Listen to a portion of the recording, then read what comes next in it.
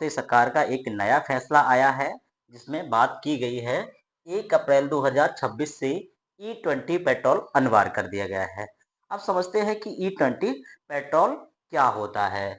जैसे कि E20 petrol का मतलब है इसमें 20% एथेनॉल प्लस 80% पेट्रोल को मिलाया जा सकता है। इसका मतलब ऐसा नहीं है कि अभी तक सरकार ने पेट्रोल में एथेनॉल नहीं मिलाया था।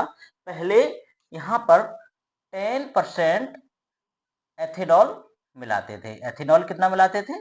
10%। सरकार ने सोचा है कि अब नए पेट्रोल में 20% एथेनॉल मिलाने का बात की गई है। तो समझते हैं एक एक लाइन को। यह पेट्रोल न्यूनतम ऑक्टेन नंबर 95 का होगा। अब समझते हैं ऑक्टेन नंबर क्या होता है। जैसे कि एथेनॉल का ऑक्टेन नंबर होता है 108। यानी एथेनॉल का जब ऑक्टेन नंबर जिसका ज्यादा होता है कि इसका मतलब है क्वालिटी ज्यादा होना। जैसे मान लो ईंधन जब जलता है इंजन में तो क्या होता है, एक विस्फोट के साथ में आग लगती है।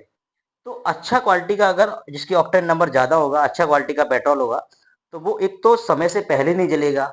दूसरी गाड़ी में जो आवाज आती है फट फट की, इन स्टार्ट करने से पहले ही ईंधन का नहीं जलेगा। तो ये समझ लिया। तो ऑक्टेन नंबर 95 हो जाएगा। अब जैसे हम 10% एथेनॉल मिलाते थे तब हमारी इस पेट्रोल का जो ऑक्टेन नंबर 91 था। अब ऑक्टेन नंबर बढ़ेगा तो इसका मतलब क्वालिटी भी बढ़ जाएगी। यह नियम राज्यों एवं केंद्र शासित प्रदेश सभी पर लागू हो जाएगा।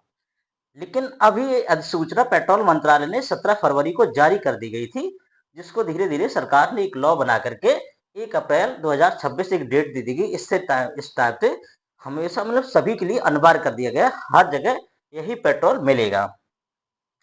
अच्छा, इसका महत्व समझ लेते हैं कि ऐसा क्यों किया गया।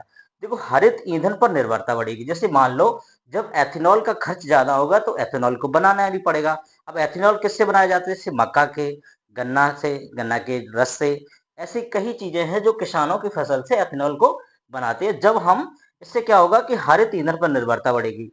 अगर हरित ईंधन पर निर्भरता बढ़ेगी तो विदेशी ईंधन जो हम खरीद रहे हैं विदेशों से, जो आजकल विवादित रहते हैं, इधर उधर इस तरीके के टैरिफ लग रहे हैं, इस ईंधन पर क्या आएगी, इसका भार कम होगा। भारत सरकार पे इसका भार बहुत कम हो जाएगा। तो ऑक्टेन नंबर को समझ लिया है। पेट्रोल ऑक्टेन नंबर समझते हैं। जैसे 91 पहले था और E20 ने 20% मिलाने पर ये 91 के मतलब इंक्रीज होकर के 95 ऑक्टेन नंबर हो जाएगा। रिसर्च ऑक्टेन नंबर, RON का मतलब है रिसर्च ऑक्टेन नंबर। तो समझ लिया हमने, विदेशी जो ईंधन पर भार कम होगा और नया ईंधन बनाने के लिए हम किसानों पर निर्भर हो जाएंगे, जिससे किसानों की भी स्थिति सुधरेगी कि अगर हम ईंधन बनाएंगे तो उनका माल का सही से कंजप्शन हो जाएगा। अब समझते हैं इससे पेट्रोल से वाहनों पर क्या असर पड़ेगा। जैसे 2013-2025 तक के जो नए वाहन हैं या 2023 से 2026 कह लो, या अब तक जो वाहन आ रहे हैं वो नए वाहनों की श्रेणी में है। इन पर विशेष कोई असर नहीं पड़ेगा। असर का मतलब कोई नुकसान नहीं होगा इनके ऊपर। बट पुराने वाहनों पर प्रतिकूल प्रभाव डाल सकता है। जैसे किस पे? माइलेज। माइलेज, इसमें माइलेज पर कोई फर्क नहीं पड़ेगा। बट यहाँ माइलेज थोड़ा सा 3 से 7% तक क्या हो सकता है, डाउन हो सकता है। और समझते हैं जैसे गाड़ियों के माइलेज पर फर्क पड़ेगा, ये समझ ही लिया। अब एक चीज और फर्क पड़ सकता है। जैसे मान लो पुरानी गाड़ियों में जहां भी रबड़ वगैरह लगी थी, ये रबड़ के कोई पार्ट्स हैं, तो वो क्या हो सकते हैं, जैसे ही एथेनॉल मिलाएंगे तो एथेनॉलिक एल्कोहल है, एल्कोहल से क्या होगा, रबड़ गल सकती है। ये गलने की संभावना है। तो लग रहा है कि इंजन पे थोड़ा सा प्रतिकूल प्रभाव पड़ सकता है पुराने वाहनों पर।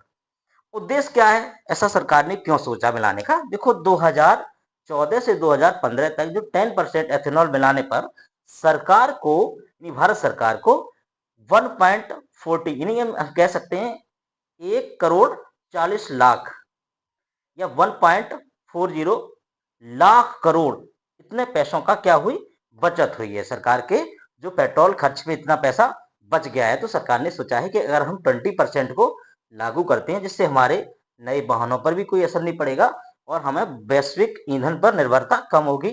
तो ये एक अच्छा उद्देश्य है सरकार का, हमें सबको समर्थन करना चाहिए। नमस्ते।